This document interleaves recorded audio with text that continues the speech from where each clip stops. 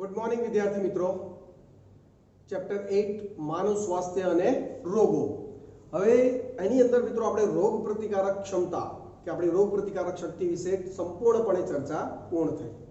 આજે એક નવા રોગ વિશે આપણે ચર્ચા કરવા જઈ રહ્યા છીએ મિત્રો. રોગનું નામ છે મિત્રો એઇડ્સ. બરાબર. હવે એઇડ્સ એક ગંભીર રોગ છે, ચેપી રોગ છે. બરાબર. અને જેના કારણે હજારો લોકો વર્ષે મૃત્યુ પામતા હોય છે. બરાબર.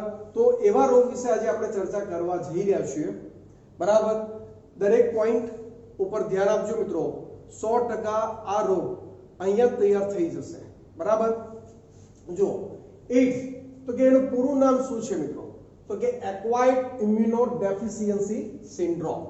એક્વાયર્ડ ઇમ્યુનોડેફિશિયન્સી સિન્ડ્રોમ એઇડ્સ એ રીતે ઓળખાય છે. બરાબર. હવે એઇડ્સને લઈને એક ખાસ ક્લિયર કરી દઈએ મિત્રો કે એઇડ્સ જે રોગ જે ખરો એ એચઆઈવી વાયરસ દ્વારા થાય છે. આ રોગની અંદર મિત્રો એમ કહી શકાય કે વ્યક્તિની રોગ પ્રતિકારક શક્તિ ક્ષીણ થઈ જાય છે. મતલબ 0 લેવલ વાળી થઈ જાય છે. આપણે પેલા કહીએ કે જે એન્ટીબોડી આપણા બનતા હોય છે, પેલા બી લસિકા કોષો અને ટી લસિકા કોષો. બરાબર. આ લોકોનું ટાર્ગેટ આ જે વાયરસ છે તમારા ટી લસિકા કોષો એમાં પેલા હેલ્પર મદદ કરતા ટી લસિકા કોષો પર હુમલો કરતા હોય છે. એટલે જે સ્મૃતિ આધારિત જે આપણી રોગ પ્રતિકારક શક્તિ છે એ બધી શું થઈ જવાની? 0 લેવલ ઉપર આવી જાય છે. બરાબર. જેના કારણે આપણા શરીરમાં કોઈ પણ સૂક્ષ્મ જીવ દાખલ થાય, એવું નહીં મિત્રો કોઈ પર્ટિક્યુલર કોઈ ફિક્સ હોય, કોઈ પણ સૂક્ષ્મ જીવ દાખલ થાય તો આપણું રોગ પ્રતિકારક તંત્ર નોર્મલી એની સામે લડતું હોય છે. પણ જેને એઇડ્સ થયેલો છે એને આપણું રોગ પ્રતિકારક તંત્ર એનો સામનો એ બેક્ટેરિયા એ વાયરસનું કરતું નથી. જેના કારણે એ વ્યક્તિને એક સામાન્ય બેક્ટેરિયા એક ગંભીર રોગ તરફ લઈ જતો હોય છે અને જેમાંથી એનું શું થાય? મૃત્યુ થતું જોવા મળે છે. બરાબર. તો જુઓ, જેનો અર્થ થાય છે પ્રતિકારક તંત્રની ઉણપથી થતો રોગ. મિત્રો અહીંયા જો એઇડ્સનો મતલબ એવો કાઢવામાં આવે છે કે પ્રતિકારક તંત્રની ઉણપથી થતો રોગ. કારણ કે તમારું પ્રતિકારક તંત્ર આ વાયરસ નિષ્ક્રિય કરી દે છે, નાશ પામી દે છે, જેના કારણે આપણી કોઈ ક્ષમતા રહેતી નથી પેલા બેક્ટેરિયા કે સૂક્ષ્મ જીવ સામે લડવાની. બરાબર. જો જે વ્યક્તિના જીવનકાળ દરમિયાન ઉપાર્જિત થાય છે, મતલબ આપણું સ્મૃતિ આધારિત રોગ પ્રતિકારક તંત્ર જે દર્શાવે છે કે તે જન્મજાત રોગ નથી, મતલબ જન્મ સાથે સંકળાયેલો નથી. વારસામાં આપણે એમ કહીએ કે પેઢીમાં નથી મળતો, જનીન સાથે સંકળાયેલો નથી. બરાબર. પરંતુ કોઈ કારણસર મતલબ કે એ વાયરસ આપણા શરીરમાં દાખલ થાય છે. કેવી રીતે દાખલ થાય છે એની ચર્ચા આપણે કરીશું જ. બરાબર. પણ એ વાયરસ જ્યારે આપણા શરીરમાં દાખલ થાય ત્યારે ઘણા બધા પ્રોબ્લેમ ક્રિએટ કરતો જોવા મળે છે. બરાબર. આગળ જોઈએ. સિન્ડ્રોમ એટલે લક્ષણોનો સમૂહ છે. આ રોગ સૌપ્રથમ 1981 માં નોંધાયો હતો અને છેલ્લા 25 વર્ષોમાં તે આખા વિશ્વની અંદર ફેલાયો છે અને તેનાથી 25 મિલિયનથી પણ વધુ લોકો મૃત્યુ પામ્યા છે. મિત્રો આ આંકડો 25 મિલિયનથી વધારે, એના કરતાં પણ વધારે. કેમ? કારણ કે બુક છપાયા 10 વર્ષ થયા હશે. તો વિચારી શકાય કે કેટલાય લોકો વિશ્વની અંદર મિત્રો એઇડ્સથી પીડાય છે અને મૃત્યુ પામેલા છે. ચલો ક્લિયર? ઓકે.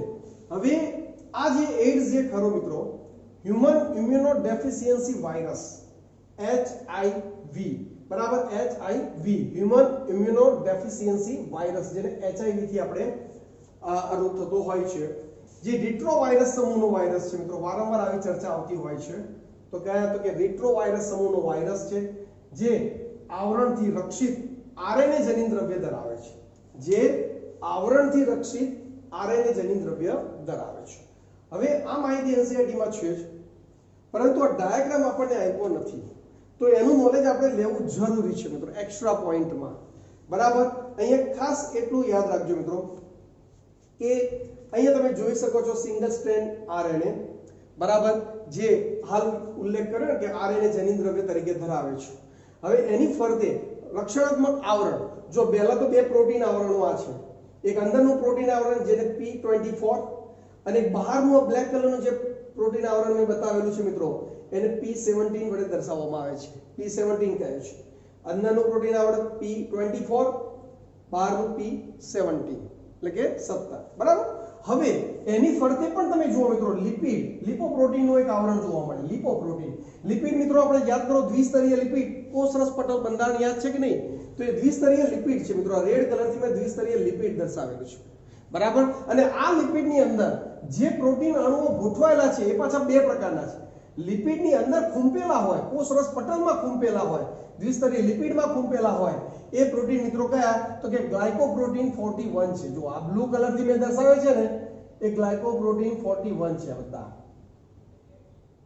અને જે બહાર બ્લેક કલરથી દર્શાવેલા છે મિત્રો બહારની તરફ છે એ જીપી 120 છે મતલબ કે ગ્લાયકોપ્રોટીન 120 છે અને એની ચર્ચા ખાસ કરવાની છે બરાબર એના ઉપર આપણે જઈશું મેં એક્સ્ટ્રા પોઈન્ટમાં તમને કહેવાનો છું પરંતુ આ માહિતી તમારી અંદર હોવી જોઈએ બીજું આ જે અંદરનું લેયર જે ખરું જે સિંગલ સ્ટ્રેન્ડ આરએનએ આવેલો છે જે એચઆઈવી વાયરસનો આરએનએ છે એની આજુબાજુ એની પાસે રિવર્સ ટ્રાન્સક્રિપ્ટેઝ ઉત્સેચક છે પેપ્ટિડેઝ ઉત્સેચકો છે મતલબ કે ઉત્સેચકોની ત્યાં હાજરી જોવા મળે છે એમાં ખાસ કરીને આપણે જેનો ઉલ્લેખ કરવાનો છે એ કયો છે રિવર્સ ટ્રાન્સક્રિપ્ટેઝ ઉત્સેચક અને એની વાત આપણે ચેપ્ટર 6 ની અંદર કરેલી છે કે ભાઈ રિવર્સ ટ્રાન્સક્રિપ્ટેઝ ઉત્સેચકનો ઉપયોગથી શું તો કે આરએનએ માંથી ડીએનએ નું સંશ્લેષણ કરવાની ક્ષમતા એ આવા ઉત્સેચક પાસે છે રિવર્સ પ્રક્રિયા રિવર્સ ટ્રાન્સક્રિપ્ટેઝ એટલે શું હતું કે ભાઈ ડીએનએ ટુ આરએનએ પણ અહીંયા રિવર્સ ટ્રાન્સક્રિપ્ટેઝ એટલે આરએનએ ટુ ડીએનએ તો એ ઉત્સેચક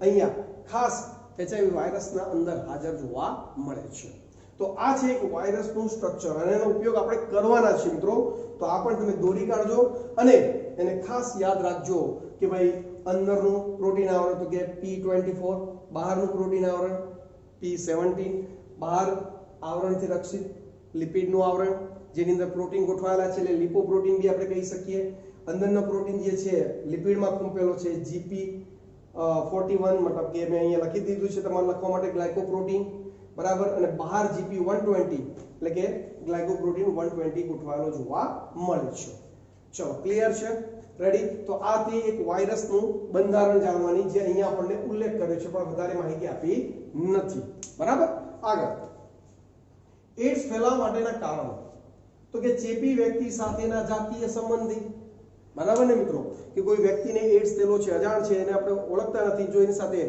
જાતીય સંબંધ બાંધવામાં આવે તો સીધી વસ્તુ છે એ વાયરસ પ્રજનન એકમ દ્વારા આપણા શરીરમાં દાખલ થઈ શકે છે બરાબર બીજું દૂષિત રુધિર અને તેના નિપજોના ઉપયોગથી બરાબર કોઈ વ્યક્તિને એડ્સ હોય ને એનો એ રુધિર કોઈ બીજા વ્યક્તિને જો ચડાવવામાં આવે આવી ઘટનાઓ નોર્મલી બહુ થતી નથી પણ છતાંય તો એ વખતે પણ એ ચેપ નોર્મલ વ્યક્તિને લાગી શકે છે ચેપગ્રસ્ત વ્યક્તિ દ્વારા ઉપયોગમાં લેવાયેલ સિરિંજને કે સોયનો ઉપયોગ નશાકારકો દ્વારા કરવાથી મિત્રો જે લોકો નશાખોરો છે ડ્રગ્સ લેતા હોય છે બરાબર એમાં ખાસ કરીને સિરિંજ દ્વારા કારણ કે જે આપણું ઇન્જેક્શન જે ખરું એની અંદર એ સિરિંજની અંદર એ દાખલ કરે અને પછી એ ડાયરેક્ટ વેઇનની અંદર આપણી નસની અંદર એ દાખલ કરતા હોય છે હવે એક લે પછી એના એ સિરિંજનો ઉપયોગ પેલો બીજો વ્યક્તિ કરે આવું કોઈ ગ્રુપ હોય હવે એમાંથી કોઈ કે જેને એડ્સ થયેલો હોય તો એના થકી બીજા બધાને પણ એ ફેલાઈ શકે છે બરાબર કે ને આગળ રોગિષ્ઠ માતા ગર્ભસ્થ શિશુને જરાયુ દ્વારા સંક્રમિત કરવાથી બરાબર જો માતાને એડ્સ થયેલો હોય અને એના ગર્ભની અંદર બાળક વિકાસ પામી રહ્યું છે તો સીધી વસ્તુ છે પેલો જરાયુ અને પછી પેલી ગર્ભનાળ દ્વારા એ આપણે એમ કહી શકીએ કે જે વાયરસ જે ખરા એ બાળકમાં જઈ શકે છે અને બાળક પણ એડ્સથી પીડાઈ શકે છે ચલો ક્લિયર છે ખ્યાલ આવી ગયો તો અહીંયા એક આ માહિતી છે એનસીઆરટી બેઝ છે આ એક નવો પોઈન્ટ મેં તમને અહીંયા આપેલો છે ઓકે આગળ વાત કરીએ મિત્રો શું કહે છે જુઓ એવા લોકો કે જેને આ રોગ થવાનું વધુ જોખમ રહેલું છે તેમાં અનેક વ્યક્તિઓના સાથેના જાતીય સંબંધો નશાકારક બરાબર જાતીય સંબંધો મિત્રો ખાસ એવા લોકો જે આ રોગનું થવાનું જોખમ વધારે છે મિત્રો બરાબર કે જે દેહ વેપાર ચાલતો હોય છે એવા વિસ્તાર બરાબર કે ત્યાં સૌથી વધારે જાતીય રોગો થવાના ચાન્સીસ વધેલા છે કે રહેલા છે બરાબર તો એ એમની સાથેના જાતીય સંબંધો અથવા તો નશાકારક વ્યક્તિ કે જે ઇન્જેક્શનનો ઉપયોગ કરી નશો કરવા માટે કરે છે એવી વ્યક્તિઓ જેને વારંવાર રુધિરદાનની જરૂર પડતી હોય છે વારંવાર બ્લડ ચડાવવું પડે. હવે વારંવાર બ્લડ ચડાવવું પડે એટલે શું થાય, અંદર અલગ અલગ વ્યક્તિઓના બ્લડ મતલબ મિશ્ર થતા હોય ત્યાં પણ એક કોમ્પ્લિકેટેડ પ્રશ્ન થઈ શકે. એચઆઈવી વ્યક્તિનું તો બ્લડ આપો તો થવાનું જ છે, બરાબર. તો એ પણ એક સ્થિતિ ડેન્જરસ તરફ લઈ જાય છે. અને એચઆઈવી નો ચેપ ધરાવતી માતા દ્વારા જન્મજાત બાળકોનો સમાવેશ થાય છે. એ તો આના જ મુદ્દો મિત્રો, આ જે પેરેગ્રાફ છે એનસીઈઆરટી માં આપણને આપેલો છે એ આના આ જ પેરેગ્રાફ છે, એની રજૂઆત આપણને કરેલી છે, બરાબર. આગળ વાત કરીએ મિત્રો, તો અહીંયા એક ખાસ બાબત આપેલી છે કે એચઆઈવી જે વાયરસ જે ખરો મિત્રો, એ સ્પર્શ કે ભૌતિક સંપર્ક દ્વારા ફેલાતો નથી. હા મિત્રો, સ્પર્શ કે ભૌતિક સંપર્ક દ્વારા ફેલાતો નથી. એટલે સમાજની અંદર કોઈ આવો વ્યક્તિ હોય તો એનો વિરોધ નહીં કરવો જોઈએ, બરાબર. એનો સમાજમાં બહિષ્કાર નહીં કરવો જોઈએ. કારણ કે જો એ વ્યક્તિ આવું બહિષ્કારનો ડર રહેશે અને વાત છુપાવશે કે એને એડ્સ છે, તો એ ઘણા લોકોને એડ્સ ફેલાવી શકે છે, ઘણા લોકોને એડ્સ ફેલાવી શકે છે, બરાબર. એટલે એ ખરાબ કાર્યો તરફ ન પ્રેરાય એટલા માટે એ નોર્મલ સામાજિક જીવન જીવે એ રીતે જ, બરાબર. પણ થોડું પ્રિકોશન રાખે તો સીધી બીજાને ફેલાય નહીં અને એનું જીવન પણ લાંબુ ટકી શકે. ઓકે, જો શું કહે છે, એચઆઈવી એડ્સ માત્ર સ્પર્શ કે ભૌતિક સંપર્કથી ફેલાતો નથી, બરાબર. તે માત્ર દેહ પ્રવાહી દ્વારા જ ફેલાય છે. મતલબ કે આપણું જે શરીર જળ કે ખરું, બરાબર, એના દ્વારા જે ફેલાતું હોય છે. આથી એ પણ મહત્વનું છે કે શારીરિક તેમજ મનોવૈજ્ઞાનિક સ્વચ્છતા માટે એચઆઈવી એટલે કે એડ્સ ગ્રસ્ત વ્યક્તિને પરિવાર કે સમાજથી અલગ ન કરવી, પરિવાર કે સમાજથી અલગ કરવો નહીં. ખ્યાલ આવી ગયો? આગળ, ચેપ લાગવો અને એડ્સના લક્ષણો પ્રદર્શિત થાય તેમની વચ્ચે હંમેશા અંતરાલ હોય છે. મતલબ કોઈ વ્યક્તિને આજે ચેપ લાગે છે, એડ્સ વાયરસ આજે દાખલ થયો, બરાબર, તો એ વાહક તો બની જ ગયો, પણ એને પૂર્ણ કક્ષાનો એડ્સ ક્યારે દેખાય એના માટે મહિનાઓ વર્ષો લાગી શકે છે. હા મિત્રો, મહિનાઓથી વર્ષો.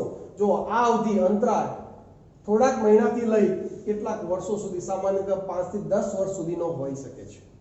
મતલબ કોઈ વ્યક્તિને આજે વાયરસ અંદર શરીરમાં દાખલ થઈ ગયો છે તો એ પૂર્ણ કક્ષાએ પહોંચે એને એડ્સ થયો છે, બરાબર, તો એ સમય સુધીમાં લગભગ અમુક મહિનાથી લઈને 5 થી 10 વર્ષ સુધીનો સમય લાગી શકે છે.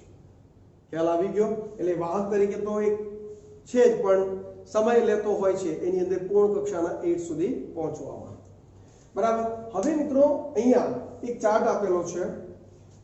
એકચ્યુઅલી મારે ચાર્ટ થોડો મોટો દર્શાવવાનો હતો, પરંતુ નાનો દર્શાવી દીધો છે. હું બોલતો જઈશ, તમારી પાસે બુક છે જ એટલે ક્યાંય તમને તકલીફ તો નહીં જ પડે, બરાબર. ક્યાંક વંચાતું હોય, ન વંચાતું હોય, પણ ક્લિયર 100% થઈ જશે, બરાબર. હવે એકચ્યુઅલી ટોપિક આપણો શું છે ખબર છે મિત્રો? હવેનો જે આપણે ટોપિકની વાત કરીએ મિત્રો, તો એની અંદર આપણે ટોટલી એડ્સ જે ખરો એની અંદર એચઆઈવી ની કાર્ય પદ્ધતિ ઉપર આપણે ચર્ચા કરવાના છે. કોની ઉપર મિત્રો? એચઆઈવી ની કાર્ય પદ્ધતિ. પણ એ એચઆઈવી ની કાર્ય પદ્ધતિ શું છે, બરાબર? તો અહીંયા તમે ખાસ સમજો કે એચઆઈવી આપણા બે પ્રકારના કોષો ઉપર ખાસ હુમલો કરે છે. એક મેક્રોફેજ મતલબ ભક્ષક કોષો, બૃહદ ભક્ષક કોષો કહીએ આપણે એને, અને બીજા છે આપણા ટી લસિકા કોષો. કયા કોષો મિત્રો? ટી લસિકા કોષો, એટલે આપણા મદદ કરતા હેલ્પર ટી સેલ. આ બંનેના ટાર્ગેટ છે. તો આ બંનેના ટાર્ગેટ શા માટે છે? બીજા કોષો ઉપર કેમ એચઆઈવી વાયરસ હુમલો નથી કરતો? આ એક જોવા જેવો પોઈન્ટ છે. તો એનું રીઝન એ છે મિત્રો કે હમણાં જ જોયું મિત્રો GP120 મિત્રો યાદ કરો, GP120 GP41 યાદ છે કે નહીં? તો GP120 એ CD4 રિસેપ્ટર મિત્રો, GP120 ને સ્વીકારવા વાળો રિસેપ્ટર અણુ CD4 છે મિત્રો. આ સમજજો, યાદ કરો, આપણે અંતઃસ્રાવી તંત્રમાં ધોરણ 11 માં ચેપ્ટર 22 માં લાસ્ટ જે પેજ હતું આઈ થિંક, બરાબર, જેમાં અંતઃસ્રાવી પ્રોટીન અંતઃસ્રાવોની ક્રિયાવિધિ, લિપિડ અંતઃસ્રાવોની ક્રિયાવિધિ હતી. મેમ્બ્રેન રાઉન્ડ રિસેપ્ટર યાદ આવે છે કે નહીં મિત્રો? અને પેલા કોષાંતરીય રિસેપ્ટર, બરાબર. એનો મતલબ શું કે ભાઈ કોઈ પણ કોષ હોય તો એ કોષની કોષરસ પટલની અંદર એવો રિસેપ્ટર અણુ હોય કે ભાઈ એનો તાળાકુંચી જેવો સંબંધ હોય કે ભાઈ એ રિસેપ્ટર સાથે ચોક્કસ પ્રકારનો જ પ્રક્રિયાથી ચોક્કસ પ્રકારનો જ પ્રોટીન અણુ જોડાઈ શકે. યાદ છે કે નહીં? અને પ્રોટીન અણુઓ અંદર દાખલ નતા થઈ શકતા એટલા માટે એમના માટે રિસેપ્ટર અણુ ક્યાં આવેલા હતા? મેમ્બ્રેન બાઉન્ડ રિસેપ્ટર હતા, કોષરસ પટલમાં હતા, બરાબર કે નહીં? તો આપણા કોષોની અંદર ખાસ કરીને આ જે GP120 ને સ્વીકારવાવાળો રિસેપ્ટર અણુ એ કયો છે? CD4 છે. કયો છે મિત્રો? CD4 છે. આ એક્સ્ટ્રા નોલેજ છે, NCERT માં આનું વર્ણન નથી, પરંતુ ક્લિયર કરી દેવું જરૂરી છે. તો એ CD4 છે અને આ રિસેપ્ટર અણુ કોની ઉપર? એ GP ની પૂરક શૃંખલા ધરાવે છે અને એ રિસેપ્ટર અણુ CD4 રિસેપ્ટર અણુ ક્યાં આવેલો છે? તો કે મેક્રોફેજ અને સહાયક ટી લસિકા કોષ. મેક્રોફેજ અને સહાયક ટી લસિકા કોષ એટલે મેક્રોફેજ અને સહાયક ટી લસિકા કોષો ઉપર જ હુમલો કરે છે. ખબર પડી? ખ્યાલ આવી ગયો? એટલે GP120 મિત્રો જુઓ આ બ્લેક કલરથી દર્શાવેલો છે પ્રોટીન આવરણ જે બહારની તરફ આવેલું છે અને એનો રિસેપ્ટર અણુ આપણા મેક્રોફેજ અને આપણા સહાયક ટી લસિકા કોષો, હેલ્પર ટી સેલ્સ, મદદ કરતા ટી કોષો, એ બંને ઉપર CD4 રિસેપ્ટર આવેલો છે. એટલે સરળતાથી GP120 ત્યાં જોડાઈ એ વાયરસ આપણા આ કોષોની અંદર સરળતાથી દાખલ થઈ શકે છે. એટલા માટે એ બે કોષો પર હુમલો કરે છે. આપણને પ્રશ્ન થાય સર બીજા કેમ લસિકા કોષો કે બીજા ટી લસિકા કોષો પર કેમ હુમલો નથી કરતો? રીઝન આ છે. ચલો ક્લિયર? ઓકે. હવે અહીંયા એક પદ્ધતિ આપી છે અને એ પદ્ધતિ પછી થિયરિકલ છે. તો પહેલા આપણે ચાર્ટને સમજવાનો પ્રયત્ન કરીએ. અહીંયા એક પ્રાણી કોષ છે, સમજી લો મિત્રો. આ એક પ્રાણી કોષ છે, રેડ કલરનું અંદરની બાઉન્ડ્રી વાળો, અને આ એનું કોષ કેન્દ્ર એટલે આપણો અંદર DNA છે અને આ કોષ કેન્દ્ર છે. આ નોર્મલી એક કોષ છે, બરાબર. હવે આ રેટ્રોવાયરસ એ આપણા કોષના સંપર્કમાં આવે છે, કોષરસ પટલના સંપર્કમાં આવે છે, બરાબર. અને આ કયો ફેઝ હશે? એટલે કે કયો કોષ હશે? મેક્રોફેજ. આપણા બૃહદ ભક્ષક કોષો છે મિત્રો. રેડી? હવે એ જે બૃહદ ભક્ષક કોષ જે ખરો એની પાસે શું હશે? CD4 હશે. એટલે પેલો GP120 વાળો અહીંયા GP120 હોય એની સાથે જોડાણ કરી લે, બરાબર. હવે જો રેટ્રોવાયરસ, આ વાયરલ RNA કોર, RNA ની અંદર આ વાયરલ પ્રોટીનનું આવરણ, આ બધું અહીંયા માહિતી આપેલી છે, પણ મિત્રો એ માહિતી મેં તમને અહીંયા બહુ સારી રીતે ક્લિયર કરી દીધી છે, બરાબર કે નહીં? ઓકે. હવે સામાન્ય કોષ વાયરલ દ્વારા અસરગ્રસ્ત બને છે, એટલે અંદર દાખલ થયો એટલે પ્રોટીન તો અંદર જતું નથી, અંદર જાય છે શું? ખાલી વાયરસ જ જાય છે. એટલે શું આપી છે? જો વાયરલ RNA કોષમાં શું થયો? દાખલ થયો, બરાબર. હવે આ વાયરલ RNA પાસે શું આવેલો છે? પેલો રિવર્સ ટ્રાન્સક્રિપ્ટેઝ ઉત્સેચક આવેલો છે. તો એ રિવર્સ ટ્રાન્સક્રિપ્ટેઝ ઉત્સેચક દ્વારા વાયરલ DNA નું નિર્માણ કરે છે. તો આ વાયરલ DNA બની ગયો. ખબર પડી? ફરીથી એકવાર જો આ વાયરસ જે હતો રેટ્રોવાયરસ, એની અંદર RNA તંતુ છે, ફરતે પ્રોટીનનું લિપિડનું આવરણ છે. હવે એ RNA તંતુ અંદર દાખલ થયો, બરાબર. હવે એ RNA તંતુ શું કરે છે? રિવર્સ ટ્રાન્સક્રિપ્ટેઝ સાથે લઈને આવ્યો છે. તો રિવર્સ ટ્રાન્સક્રિપ્ટેઝ ઉત્સેચક દ્વારા એ RNA માંથી DNA નું નિર્માણ કરે, પણ એ પોતે RNA વાયરલ DNA હતો તો DNA પણ RNA વાયરલ RNA હતો તો DNA વાયરલ DNA માં કન્વર્ટ થયો. ઓકે. તો હવે વાયરલ DNA શું કરશે? તો આ વાયરલ DNA તમારા યજમાનના જીનોમમાં દાખલ થાય, મતલબ આ DNA તમારા યજમાન કોષ કેન્દ્રમાં આપણું જે DNA છે, આપણા મેક્રોફેજનું જે DNA છે એની અંદર જોડાઈ જશે, બરાબર કે નહીં? એટલે જો અસરગ્રસ્ત કોષ દ્વારા નવા વાયરલ RNA નું નિર્માણ થવા લાગશે. હવે શું થશે? આ આપણા DNA સાથે આ વાયરલ DNA જોડાઈ ગયું. હવે આ આપણા DNA નું જ્યારે પ્રત્યાંગન થાય, ટ્રાન્સક્રિપ્શન થાય એટલે RNA બનાવે, તો આ વાયરલ DNA પણ RNA બનાવશે અને એ RNA એટલે નવા વાયરસનું નિર્માણ થવા લાગશે. ખબર પડી? નહીં ખબર પડી? ફરીથી એકવાર જો. પહેલા શું? રેટ્રોવાયરસ સંપર્કમાં આવ્યો, કેમ મેક્રોફેજ ઉપર હુમલો કર્યો એ વસ્તુ હવે મેં ફરીથી ક્લિયર નથી કરતો, કહી દીધું છે. હવે ડાયરેક્ટ NCERT વાક્ય ઉપર જઈશ. તો એના કારણે પેલો RNA તંતુ અંદર દાખલ થયો. એ RNA તંતુ સાથે લઈને આવ્યો છે કોણે? પેલો રિવર્સ ટ્રાન્સક્રિપ્ટેઝ ઉત્સેચક. એની મદદથી એ વાયરલ RNA વાયરલ DNA નું નિર્માણ કર્યું, ક્ષતિગ્રસ્ત DNA નું નિર્માણ કર્યું, બરાબર. કારણ કે એને નવા RNA વાયરસ બનાવવા હોય તો DNA માંથી જ બનશે, બરાબર. તો એ શું કર્યું? એને વાયરલ DNA બનાવ, એ DNA આપણા DNA સાથે જોડાઈ ગયું. હવે આપણો DNA પ્રત્યાંગન કરશે એટલે આનું પણ પ્રત્યાંગન થવાનું, આ વાયરલ DNA નું પણ. અને એ વાયરલ DNA નું પ્રત્યાંગન થાય એટલે કયા? આ રેટ્રોવાયરસ વાળા RNA નું શું થશે? નિર્માણ થશે. એટલે જેના કારણે ઘણા બધા વાયરસની કોપીઓ થવા લાગશે. એટલે તમારા મેક્રોફેજ જે ખરા ભક્ષક કોષો ખરા ને મિત્રો એ એચઆઈવી ના કારખાનું બની ગયા. કોનું? એચઆઈવી નું કારખાનું બની ગયા. નકરી આવા શું કહેવાય રિટ્રોવાયરસ તૈયાર કર્યા જ રાખશે અને કેટલા બધા રિટ્રોવાયરસ નીકળે જશે અને પછી એ રિટ્રોવાયરસ આપણા નવા વાયરસ અન્ય કોષોને શું કરે? અસર પહોંચાડે છે. અન્ય મેક્રોફેજ અન્ય ટી લસિકા કોષો ઉપર હુમલો કરવા લાગે છે. અન્ય ટી લસિકા કોષો પણ મદદ કરતા ટી લસિકા કોષો ઉપર. ખ્યાલ આવે છે કે નહીં? અચ્છા, આ પ્રોસેસ ક્યાં સુધી ચાલે? એક નોંધ નીચે આપેલી છે, એના પર ખાસ ધ્યાન આપીશું. જ્યારે વાયરસ સ્વયંજનન પામે અને મુક્ત થાય ત્યાં સુધી અસરગ્રસ્ત કોષ જીવંત રહી શકે છે. મતલબ જ્યાં સુધી અંદર વાયરસ વર્ક કરી રહ્યો છે ત્યાં સુધી, પોતાની કોપીઓ વધારી રહ્યો છે ત્યાં સુધી શું? તો કે ત્યાં સુધી આ કોષ આપણો જીવંત રહેવાનો છે. ચલો, ક્લિયર છે? ખ્યાલ આવી ગયો? તો આ રીતે મિત્રો આપણે કહી શકીએ કે એની ક્રિયાવિધિ થતી જોવા મળે છે. હવે વાક્ય રચના છે જે એનસીઈઆરટીમાં આપણને આપેલી છે, એ સમજવાની છે. જો હવે જોતા રહીએ. વ્યક્તિના શરીરમાં પ્રવેશ્યા પછી આ વાયરસ મેક્રોફેજ બૃહદ ભક્ષક કોષોમાં પ્રવેશે છે, જ્યાં વાયરસનું આરએનએ જનીન દ્રવ્ય રિવર્સ ટ્રાન્સક્રિપ્ટેઝ ઉત્સેચકની મદદથી વાયરલ ડીએનએ માં સ્વયંજનન પામે છે. અંદર દાખલ થયો એટલો આરએનએ દાખલ થાય, પ્રોટીન તો આવતું નથી. અંદર આરએનએ એ શું કરે? રિવર્સ ટ્રાન્સક્રિપ્ટેઝની મદદથી વાયરલ ડીએનએ નું નિર્માણ કર્યું. હવે એ વાયરલ ડીએનએ આપણા જનીન દ્રવ્ય સાથે, જીનોમ સાથે જોડાઈ જશે. જો આ વાયરલ ડીએનએ યજમાન કોષમાં દાખલ થાય છે અને યજમાન કોષમાંથી સીધો જ વાયરસના અણુઓ પેદા કરે છે. ચલો, ક્લિયર? ખ્યાલ આવી ગયો? આમ મેક્રોફેજ વાયરસ સર્જવાનું શરૂ કરી દે છે અને આ રીતે તે એચઆઈવી ના કારખાના તરીકે વર્તે છે. ચલો, ક્લિયર? ખબર પડી ગઈ ને? એટલે એનસીઈઆરટીમાં સીધું નથી આવ્યું, પણ આપણે કહી શકીએ કે ભાઈ આ વાયરલ ડીએનએ યજમાન કોષમાં દાખલ તો થયો અને યજમાન કોષમાંથી સીધા જ વાયરસના અણુ, પણ કેવી રીતે?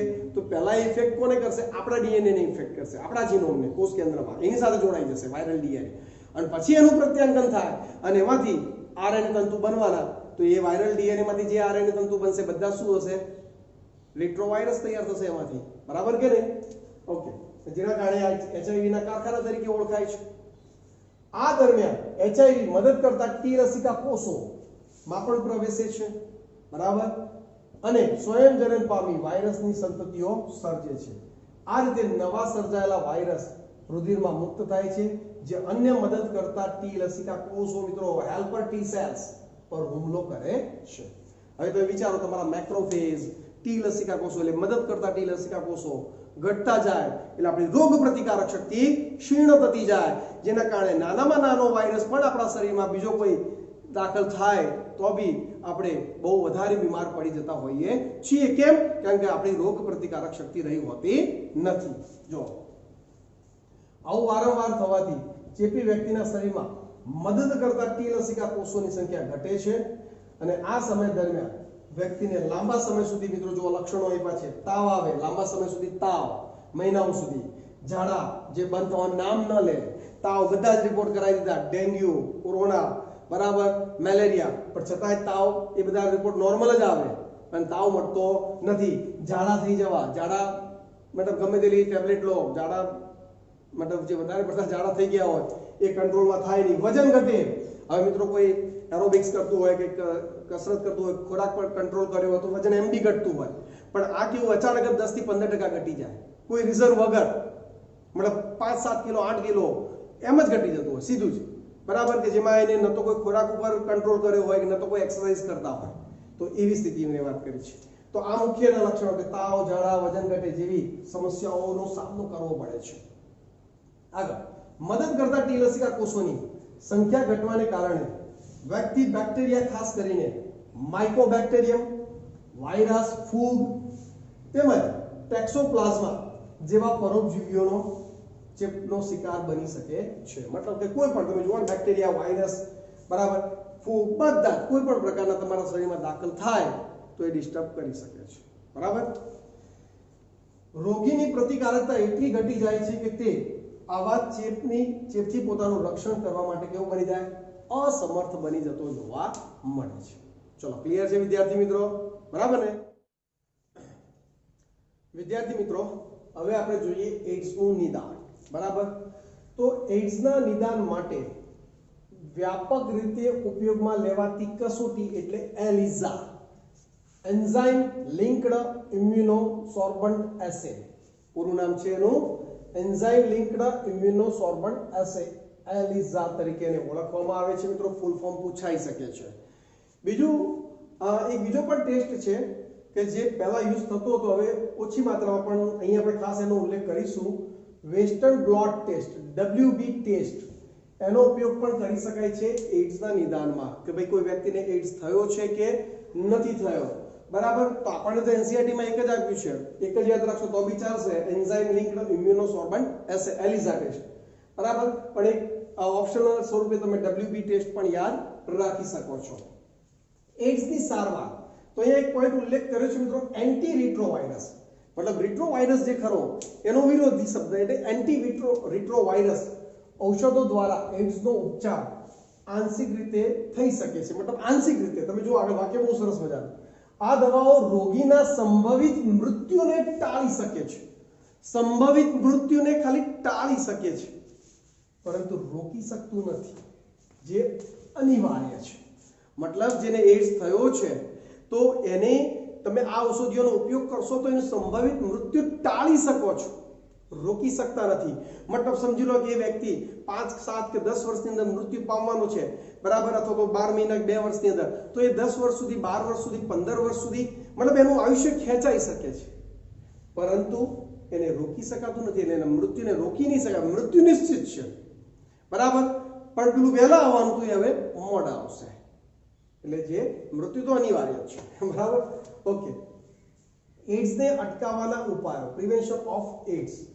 હવે તમે એડ્સને કેવી રીતે અટકાવી શકો? મિત્રો ઘણી બધી ચર્ચા થઈ ગઈ છે, એટલે આપણે વાક્ય રચના સાથે જ જવાનો પ્રયત્ન કરીશું. એડ્સને મટાડી શકાતો નથી. સાવધાની એ શ્રેષ્ઠ વિકલ્પ છે મિત્રો. અહીંયા ખાસ ધ્યાન આપો, સાવધાની. કે ભાઈ જાતીય સંબંધ જે આપણે આવેગમાં આવીને જે બાંધી દેતા હોઈએ છીએ, જેના કારણે આવા રોગ આપણને થતા હોય છે. બરાબર. તો સાવધાની છે એનો શ્રેષ્ઠ વિકલ્પ છે. આ ઉપરાંત HIV નો ચેપ ઘણીવાર સભાન વર્તન પદ્ધતિ, મિત્રો અહીંયા જો મિત્રો, કોન્શિયસ બિહેવિયર પેટર્ન થી ફેલાય છે. સભાન વર્તન પદ્ધતિ મિત્રો, સભાન અવસ્થા આપણી. બરાબર. બીજા મિત્રો કોઈ રોગો એવા છે કે જેમ કે નિમોનિયા છે, ટાઇફોઇડ છે, એ આપણી સભાન અવસ્થા સાથે સંકળાયેલા નથી. એ રોગો આપણને અચાનક થતા હોય છે. બરાબર. એ આપણે જાણતા હોતા નથી. પરંતુ જે એડ્સ જે ખરો મિત્રો, એ તો સભાન અવસ્થા સાથે સંકળાયેલો છે. કે તમે જાતીય સંબંધ બાંધો છો કે નથી બાંધતા, તમારે કોઈ વ્યક્તિને અવગણના કરો છો, મતલબ કે ના પાડો છો, તો એ તમે એનો કંટ્રોલ કર્યો છે. બરાબર. પણ જો તમે એની સાથે જોડાઈ જાઓ છો ને વ્યક્તિ કોણ છે, કેવું છે, નર છે, માદા છે, રોગીશ છે, ખબર નથી, તો એ 100% તમે સભાન અવસ્થામાં જ આ રોગ થતો હોય છે. આ વસ્તુ ખાસ ધ્યાન રાખવાનું. બરાબર. ફેલાય છે નહીં કે નિમોનિયા કે ટાઇફોઇડ જેવા વાયરસ કે બેક્ટેરિયા દ્વારા અચાનક જ આપણને આ રોગ થાય, એટલે અજાણતાથી થતો હોય. આપણે સભાન અવસ્થાથી થતો રોગ છે. આ ધ્યાન આપવા જેવી બાબત છે.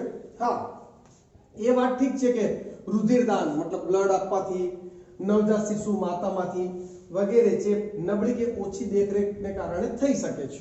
બરાબર. એ સભાન અવસ્થા નથી, પણ મેઇન જે ફેલાવો છે એ તો સભાન અવસ્થા વાળો જ છે.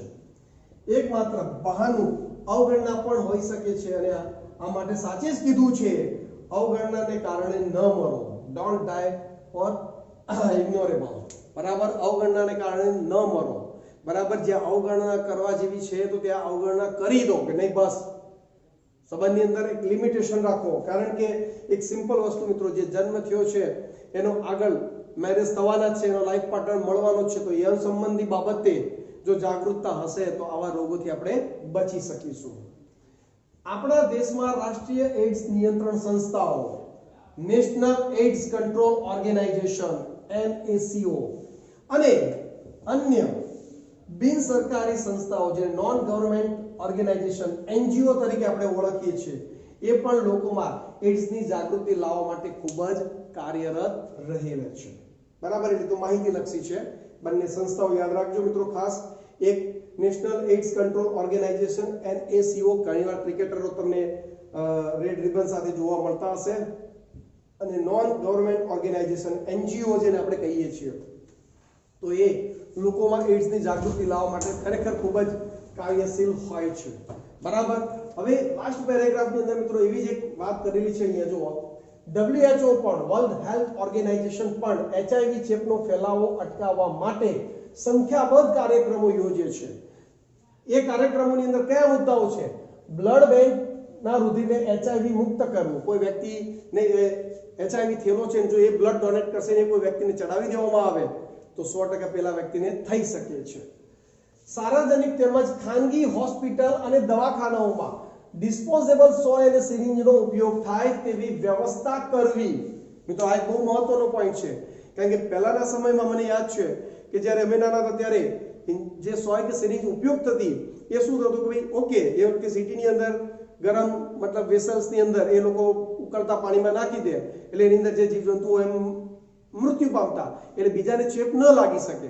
પરંતુ આવું થતું કે એકવાર યુઝ થયેલી સિરિંજ બીજાને ઉપયોગ કરવામાં આવતી હતી, બરાબર. પણ આજે તો તમે જુઓ આ સિરિંજ કેટલી સસ્તી થઈ ગઈ છે. રૂપિયા 5 રૂપિયા 10 રૂપિયા 10 હતા 5 થયા, ચાઇના વાળા રૂપિયામાં લાવી દીધી છે, બરાબર. હવે બાકી 50 પૈસામાં આવે ત્યારે, બરાબર. તો એટલી સસ્તી સિરિંજ છે કે જેથી હવે આપણે એમ કહી શકીએ કે લોકો મતલબ કે દવાખાનાની અંદર એ ડિસ્પોઝેબલ સોયનો જ ઉપયોગ થાય છે, મતલબ કે ફરીથી ઉપયોગમાં લેવાતી નથી. પછી મિત્રો નિરોધ કોન્ડમનું મફતમાં વિતરણ કરવું કે જેથી જાતીય સમાગમ વખતે રોગ ફેલાવાના ચાન્સીસ ઘટી જાય. નશાકારક પદાર્થોના ઉપયોગ પર નિયંત્રણ કરવું, કારણ કે એ પણ સિરિંજનો ઉપયોગ થઈ શકે છે એમાં. સુરક્ષિત યૌન સંબંધી હિમાયત કરવી, બરાબર, કે એનો પણ એક ખાસ ધ્યાન આપવું. HIV સંક્રમિત વસાહતમાં મતલબ કે જ્યાં HIV નું પ્રમાણ વધારે છે ત્યાં વસાહતની અંદર વસવાટની અંદર સમયાંતરે નિયમિત ચેકઅપ કરાવવું વગેરે જેવા કાર્યક્રમોનો સમાવેશ થાય છે. ચલો ક્લિયર છે, રેડી. આગળ HIV નો ચેપ હોવો કે એડ્સ હોવો એ કોઈ એવી વાત નથી કે જેને છુપાવવી જોઈએ. આપણે ચર્ચા કરી ગયા, કારણ કે જો તેને છુપાવવામાં આવે તો એ અન્ય વ્યક્તિઓને પણ ફેલાઈ શકે છે, બરાબર કે નહીં. સમાજમાં HIV એડ્સ ગ્રસ્ત વ્યક્તિઓને મદદ અને સહાનુભૂતિ જરૂરી હોય છે, તેમજ તેમને અપરાધીની દ્રષ્ટિએ જોવા ન જોઈએ.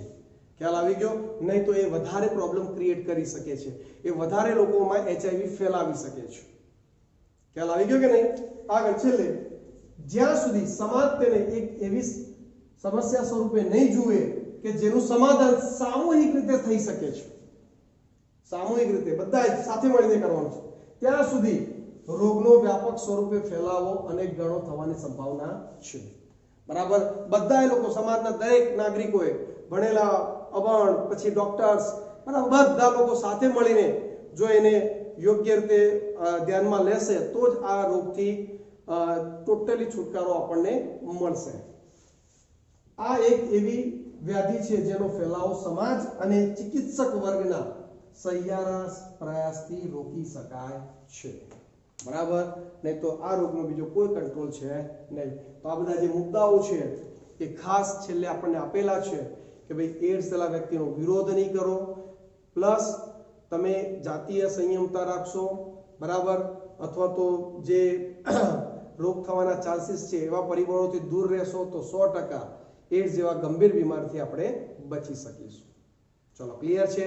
અહીંયા મિત્રો એડ્સનો ટોપિક આપણો સંપૂર્ણપણે પૂર્ણ થાય છે, બરાબર. આશા રાખું કે દરેક વિદ્યાર્થીઓને આ ટોપિક એકદમ ક્લિયર કટ થઈ ગયો હશે. Okay, good.